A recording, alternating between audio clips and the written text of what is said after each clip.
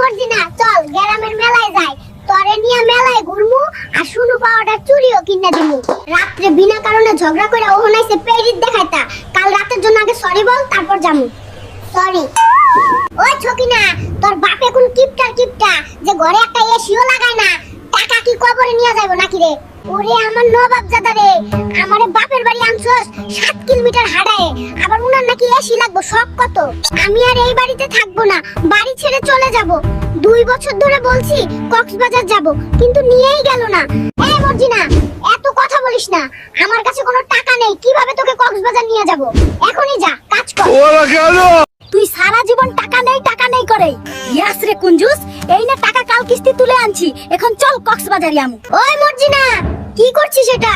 তুই তো আমারে ফকির বানিয়ে ছাড়বি রে, এখনই কিস্তিটা ফেরত দিয়ে আস। সাত সকালে আমার বাড়িতে আইছেন কি আপনি? মফিজ সাহেব কোথায় টাকেন না রে, উনি কিস্তি নিয়ে টিন কিনছিল, শোধ দেওয়ার খোঁজ নেই। ওই মিয়া, 2 দিন হলো না কিস্তি নিয়েছি, আর তোমার যন্ত্রণায় ঘরে শুতে পারি না। এই নাও, খুলে দিলাম টিন আর আসবা। আসলাম শপিং করতে, কিন্তু তুই ক্যালেন্ডার হাতে এখানে বসে আছিস কেন?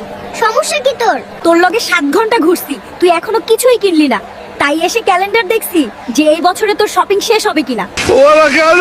2 ঘন্টা ধরে মেকআপ করে হাসতে হাসতে বিয়েতে আসলা, কিন্তু এখন মুখটা এমন প্যাচার লাগান করে রাখছো কেন? সমস্যা কি? যদি জানতাম তুই এখানে এসে মেয়েদের সাথে ট্যাঙ্কি মারবি, তাহলে তোরে নিয়ে জীবনেও এখানে আসতাম না, লুচ্চা বেটা। ওই চাচি, তোমার কিস্তি দাও না, 6 মাস বাড়ির উপর আসলেই শুধু পালাও, আজ টাকা না নিয়ে যাবো না, ডাকো তোমার ছেলেরে। স্যার, ছেলে আপনার ভয়ে বাড়িতে আসে না, আর বাড়িতে টাকা পয়সাও নাই। বাড়িতে টাকা পয়সা নাই, তাহলে আছেটা কি? বাড়িতে বদনা ছাড়া আর কিছুই নেই। তাহলে দাও, ওই বদনায় দাও, ওইটাই নিয়ে যায়, চাকরি তো বাঁচান লাগবে। ওরা গেল। না, তুমি কোনো কিপটা কওদিনি, কিছু তো খেতে দিচ্ছই না, এদিকে 1 ঘন্টা ধরে শুধু হাঁটাচ্ছ। তো সারাদিন শুধু খাওয়া আর খাওয়া, আরো 7 কিলোমিটার হাঁটার পর খাওয়া পাবি। ওই রাকিব, তুই নাকি বোনের টাকা মেরে দিয়ে গাড়ি আর আইফোন কিনেছিস, কথা কি সত্য? ওই সাংবাদিক, তোরে এসব ফাও কথা কইছে কেরাই? জমি বেচা গাড়ি কিনছি আমি, আর তুই বলস টাকা মেরে দিছি। এই রাজু, দেখো, আমি শুধুমাত্র তোমার জন্য তোমার পছন্দের লাল শাড়ি পরে আসছি, কেমন লাগছে আমাকে? হাই বলে কি? এই রাজু আবার কেডা নয়, আমার নাম সাজু, আর ও বলে রাজু, দ্রুত পালাতে হবে এখান থেকে। এই পিচ্ছি, এই বয়সেই এত বড় বাইকের মালিক, মেয়েদের চাপ কেমন, আর তুমি এখানে বসে আছো কেন?